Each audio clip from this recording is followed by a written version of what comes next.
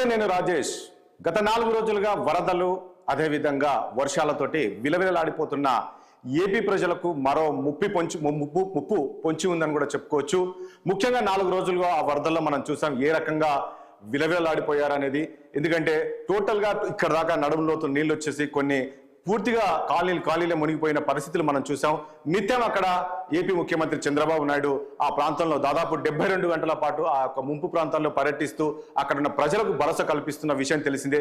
ఇప్పుడిప్పుడే కోలుకుంటున్న సమయంలోనే ఏపీ ప్రజలకు పిడుగు లాంటి వార్త మరొకటి వినాల్సిన పరిస్థితి వచ్చింది. ఏంటి అంటే రేపటి నుంచి 5 రోజుల పాటు భారీ వర్షాలు మరొక్కసారి ఏపీని ముంచెత్తబోతున్నాయని చెప్పేసి వాతావరణ శాఖ హెచ్చరించిన నేపథ్యంలోనే ఒక్కసారిగా ఉలికి పడ్డారు అక్కడ ప్రజలు కావచ్చు, ప్రభుత్వం కావచ్చు. ఎందుకంటే మనం చూస్తూ ఉన్నాం గత 3 రోజులుగా 4 రోజులుగా అక్కడ పరిస్థితులు ఏ రకంగా ఉన్నాయన్న దాని నేపథ్యంలో ఇప్పుడే కోలుకుంటున్న సమయంలో మరో ముప్పు పొంచి ఉన్న నేపథ్యంలోనే ప్రభుత్వం అలర్ట్ అయిపోయింది. వెంటనే అధికారులంతా కూడా అప్రమత్తం చేశాయి. ముఖ్యంగా గోదావరి పరివాహ ప్రాంతంలో ఉన్న ప్రజలను అదేవిధంగా గ్రామాల్లో ఉన్న వాళ్ళని కూడా అటు నుంచి సేఫ్ ప్లేస్ కి తరలించే ప్రయత్నం అధికారులు చేస్తూ ఉన్నారు. మనం చూసాం ముఖ్యమంత్రి నిన్న కొన్ని కామెంట్స్ కూడా చేశారు.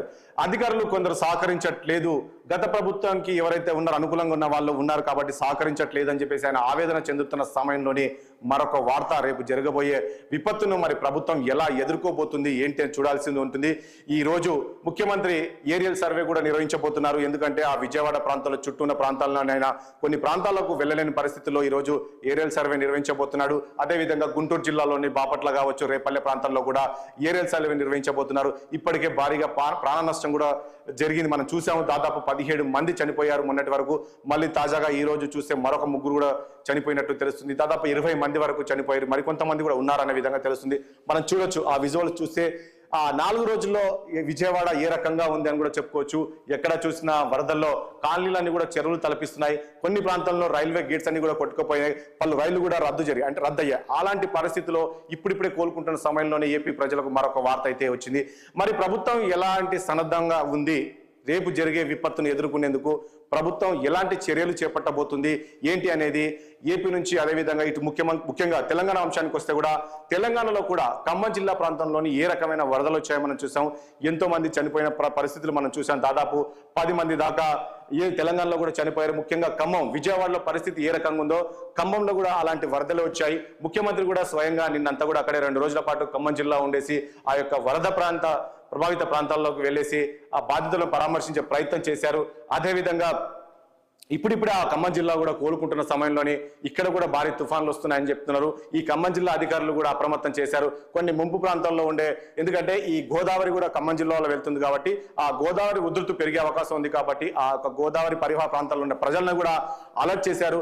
వెంటనే అధికారులు అక్కడికి వెళ్ళేసి ఆ గ్రామాల నుంచి సురక్షిత ప్రాంతాలకు తరలించే ప్రయత్నం చేస్తున్నారు. దీనికి సంబంధించి కూడా తెలంగాణ ముఖ్యమంత్రి ఇవాళ ఉదయం నుంచి కూడా రివ్యూ చేస్తూ ఉన్నారు. అధికారులతో ఎప్పటికప్పుడు సమీక్ష సమావేశాలు నిర్వహిస్తున్నారు. ఎందుకంటే ఎలాంటి ప్రాణ నష్టం జరగకుండా అన్ని జాగ్రత్తలు తీసుకోవాలని చెప్పేసి కూడా ముఖ్యమంత్రి రేవంత్ రెడ్డి కూడా అధికారులకు ఆదేశాలు జారీ చేశారు.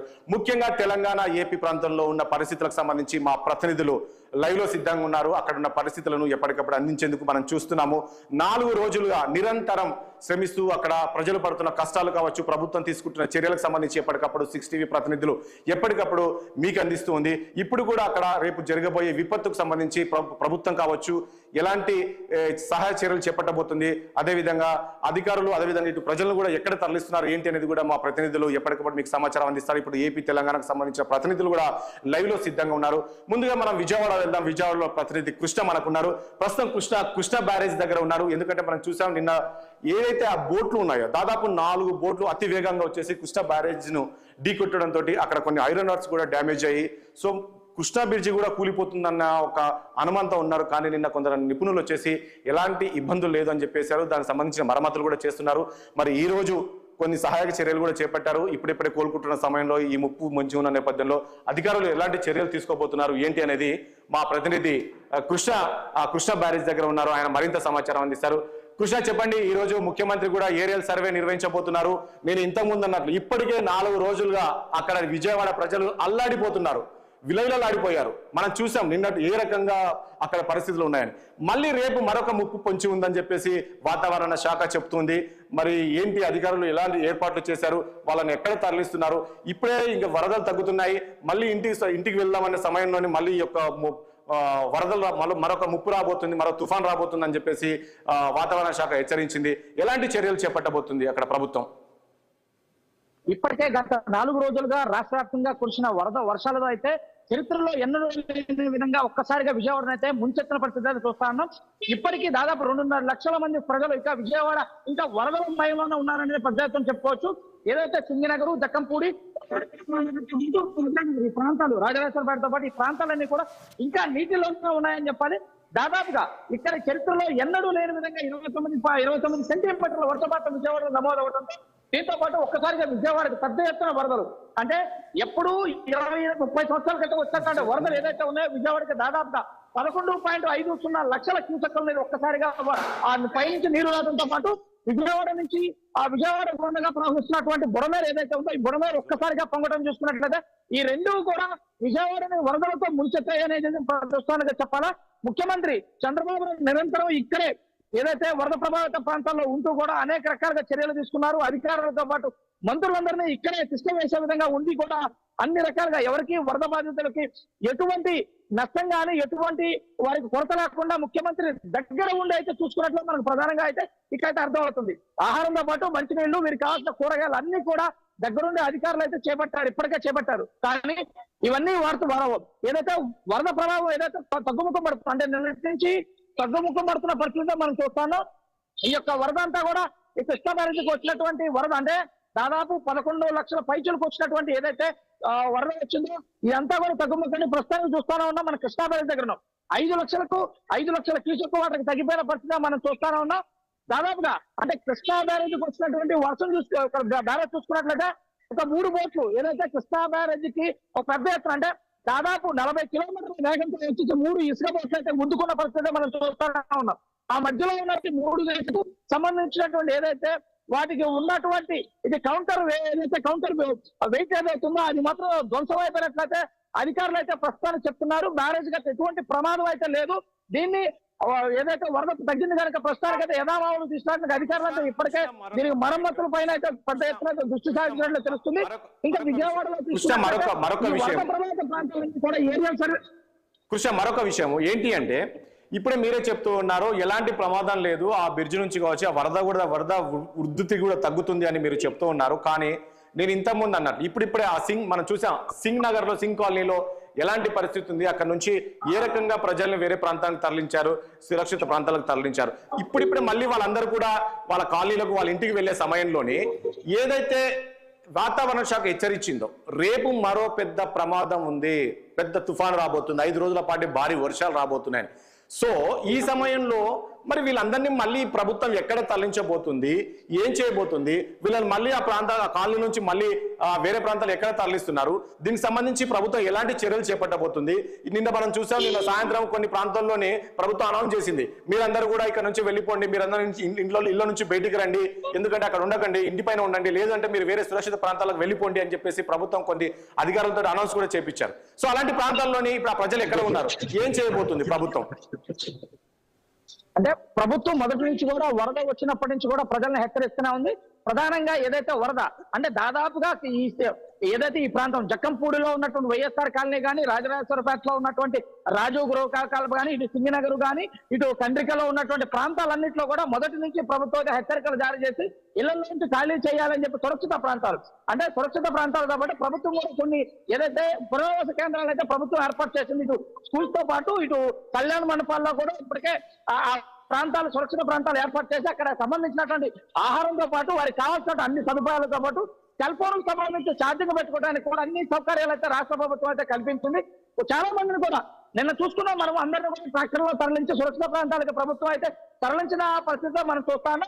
ఇంకా కొంతమంది అయితే అక్కడే అంటే సొంత నివాసాలు ఉండటము, ఆ ఇంటికి విలువైన సామాన్లు ఉండటము, కొంతమంది అయితే రాని పరిస్థితి పైకి వెళ్ళి అంటే ఫస్ట్ ఫ్లోర్ వదిలేసి second floor, third floor apartment లో ఉన్న ఒక వాసులు కానీ వాళ్ళంతా కూడా పైకి వెళ్ళి వేరే వారి ఇళ్లలో తలదాచుకున్న పరిస్థితి ఉంది. దాదాపుగా ప్రభుత్వం అయితే అందరికీ అయితే మొదటి నుంచి హెచ్చరిక జారీ చేస్తూ కూడా అందరూ ఖాళీ చేయాలి, సురక్షిత ప్రాంతాలకు వెళ్ళాలని చెప్పిన ట్రాక్టర్లతో పాటు ఎన్డీఆర్ఎఫ్ బృందాలు కానీ, ఎస్డీఆర్ఎఫ్ బృందాలు వీరందరినీ కూడా సురక్షిత ప్రాంతాలకు తరలించే పరిస్థితుల్లో మనం చూస్తాను.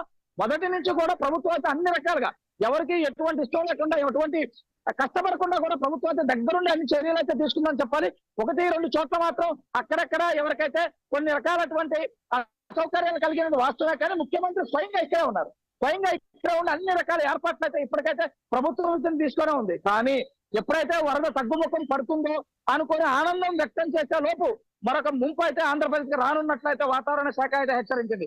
మరొక 5 రోజుల పాటు అయితే మళ్ళీ వరదలు మళ్ళీ వర్షాలు ఆంధ్రప్రదేశ్కి రాబోతున్నాయని చెప్పి ఇప్పటికే ఎల్లో అలర్ట్ కూడా జారీ చేసింది ప్రభుత్వం. ఈ యొక్క నేపథ్యం తీసుకుంటే వరదలు తగ్గుతున్నాయి అని చెప్పి ఒక ఆనందంలో ఉన్న ప్రజలకి మరొక పిడుగులాంటి వార్త కూడా విజయవాడ ప్రజలైతే భయభ్రాంతికి గురి చేస్తుందని చెప్పినట్లయితే మనకు స్పష్టంగా తెలుస్తుంది సార్. రైట్ కృష్ణ ముఖ్యమంత్రి కూడా ఏరియల్ సర్వే నిర్వహించబోతున్నారు అని చెప్పేసి తెలుస్తూ ఉంది. ఎక్కడెక్కడ ఏరియల్ సర్వే నిర్వహించబోతున్నారు ఏంటి, ఆ యొక్క ప్రాంతంలోని అక్కడ ఉన్న బాధితులను ఏమన్నా మళ్ళీ అక్కడ దిగేసి అక్కడ మాట్లాడే ప్రయత్నం ఏమైనా చేయబోతున్నారా? అంటే ప్రస్తుతం ముఖ్యమంత్రి దాదాపుగా ఈ 3 రోజుల నుంచి కూడా ఉదయం సాయంత్రం వరకు కూడా నిరంతరం ప్రజలతోనే ఉంటున్నారు. ప్రజల దగ్గరికి వెళ్ళి వాళ్ళతో మమేకమై వాళ్ళ యొక్క కష్ట సుఖాలు ఏం జరిగింది, మీకు ప్రభుత్వం అండగా ఉంది, మీకు అండగా ఉన్నారు అని చెప్పేసి ముఖ్యమంత్రి ప్రతిరోజు కూడా భరోసా ఇచ్చే ప్రయత్నం అయితే చేస్తానన్నారు. దాదాపుగా 72 గంటల పాటు ముఖ్యమంత్రి ఇంటికి కూడా వెళ్లకుండా కేవలం కలెక్టరేట్ లో నిద్రించి ఉదయం నుంచి కూడా ఏదైతే వరద ప్రభావిత ప్రాంతాలన్నీ కూడా తన స్వయంగా పరిశీలించి అధికారులు అయితే హెచ్చరించి వారందరికీ కూడా ఎవరికి ఎటువంటి కష్టం కలగకుండా చూడాలని చెప్పేసి కూడా ముఖ్యమంత్రి చేస్తున్న ఫలితం అయితే చాలా అద్భుతంగా ఉందని చెప్పి ప్రజలు కూడా అయితే ఆశిస్తున్నట్టు వ్యవహారాన్ని మనం ప్రధానంగా అందుతుంది. ఇదే కాకుండా ఏరియల్ సర్వే అంటే ఈ రోజు విజయవాడలో ఉన్నటువంటి సింగనగర్, భవానీపురంతో పాటు ఇటు కన్నికతో పాటు సింగనగర్ అంటే ఏదైతే ఈ ప్రభావిత ప్రాంతాలు ఉన్నాయో, ఏదైతే మున్నేరు కానీ ఇటు చూస్తున్న బుడమేరు ప్రభావిత ప్రాంతాలు ఉన్నాయి, ఈ ప్రభావిత ప్రాంతాల్లో కూడా ముఖ్యమంత్రి అయితే హెలికాప్టర్ ద్వారా ఏరియల్ సర్వే నిర్వహిస్తున్నారు. దీంతో పాటు గుంటూరు జిల్లాలో ఉన్నటువంటి కృష్ణా పరివాహక ప్రాంతాలు అయినటువంటి లంక గ్రామాలతో పాటు ఇటు రేపలతో పాటు ఈ వేమూరు ఈ నియోజకవర్గాలన్నీ కూడా ముఖ్యమంత్రి అయితే ఏరియల్ సర్వే అయితే ఈ రోజైతే చేయనున్నారు. కానీ అనుకోకుండా కొన్ని అనివార్య కారణాల వల్ల ఏదైతే వాతావరణం సరిగ్గా అనుకూలించక కూడా ఈ యొక్క ఏరియల్ సర్వే కూడా రద్దయినటువంటి మరి కాసేపటి క్రితం ప్రభుత్వం అయితే అధికారికంగా అయితే ప్రకటించింది. Right, thank you Krishna. Next మనము ఒకసారి విశాఖకి వెళ్దాం. విశాఖ